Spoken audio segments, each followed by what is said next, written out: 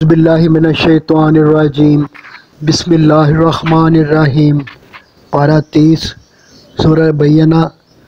فرمایا اہل کتاب اور مشرکین کو کفر سے نکالنے کے لیے پیغمبر آخر الزمان صلی اللہ علیہ وآلہ وسلم کو مبعوث کیا گیا، مگر اس بات کے باوجود کہ توحید، زکوٰۃ اور اقامت و صلاۃ جو قرآن کی بنیادی تعلیم ہے ان کی کتب میں بھی موجود ہے، مگر انہوں نے قرآن کی تصدیق کرنے کی بجائے کفر کی راہ اختیار کی اور اس طرح بدترین مخلوق قرار پائے، جبکہ قرآن مجید کی تعلیم کو اپنی سابقہ کتب میں پا کر کچھ لوگ ایمان لے آئے، عمل صالح کی راہ اختیار کی اور بہترین مخلوق ٹھہرے۔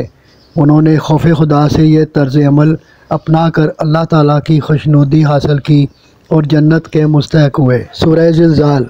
فرمایا قیامت برپا ہوگی اور زمین کے اندر کے تمام بوجھ انسانوں سمیت باہر آ جائیں گے، اور زمین ان کو وہ اعمال بتائے گی جو اس کی پیٹھ پیچھے کیے گئے۔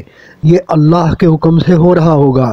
تمام لوگ اپنے مدفن سے نکل کر اپنے اعمال دیکھ لیں گے، ان کا ہر چھوٹا بڑا اچھا برا عمل ان کے سامنے آ جائے گا، جس کی سزا و جزا پانی ہوگی۔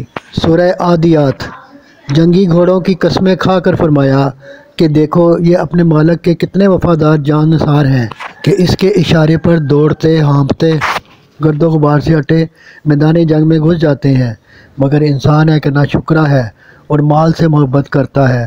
اسے معلوم ہونا چاہیے کہ ایک دن اسے قبروں سے نکالا جائے گا، ان کے بھید ظاہر کیے جائیں گے، پھر ان پر جزا و سزا ہوگی۔